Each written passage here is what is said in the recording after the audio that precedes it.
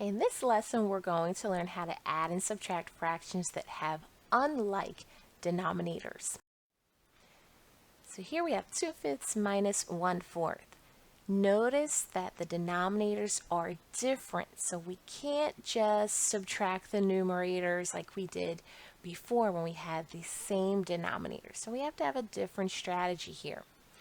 The first method that we're going to use involves changing the fractions to equivalent ones that have like denominators. So the goal is to try to get both of these fractions to have the same denominator. And to do this, we're going to use the least common multiple of the denominators. So the least common multiple of 5 and 4 is 20. So we want to change both of these fractions so that they have a denominator of 20. Now remember, with fractions, as long as we multiply the numerator and denominator of the fraction by the same number, we're not changing the value. So we're just going to come up with an equivalent fraction that has a denominator of 20. So our first fraction here is 2/5. We want the denominator to be 20. So what can we do to that 5 in the denominator so that it becomes a 20? Well, we can multiply it by 4.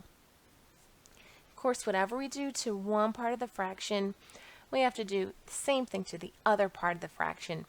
So we also have to multiply the numerator by 4. So now this fraction becomes 8/20. Okay. Now we go to the second fraction, the 1/4. We also want it to have a denominator of 20. So we can multiply by 5. Do the same thing for the numerator. And now the fraction becomes 5/20. Okay, so now these two new fractions are equivalent to the ones that we started with. So we haven't changed the problem really, but now we just made sure that they have the same denominator. Of course, this is subtraction, so we bring down our subtraction sign. And now, since they have the same denominator, we can just subtract the numerators. 8 minus 5 will give us 3. And then we keep the denominator the same.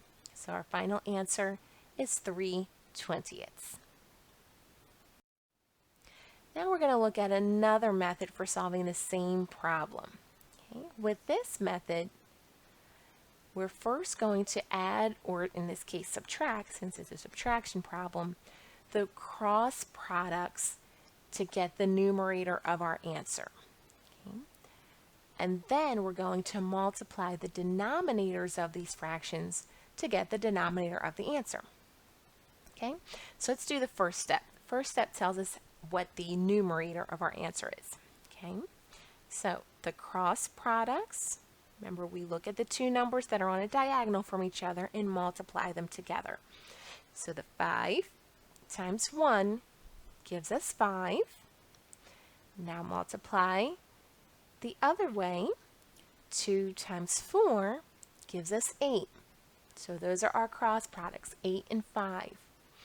And since we have a subtraction problem, we're going to subtract these cross products. 8 minus 5 gives us 3 as the numerator of our answer.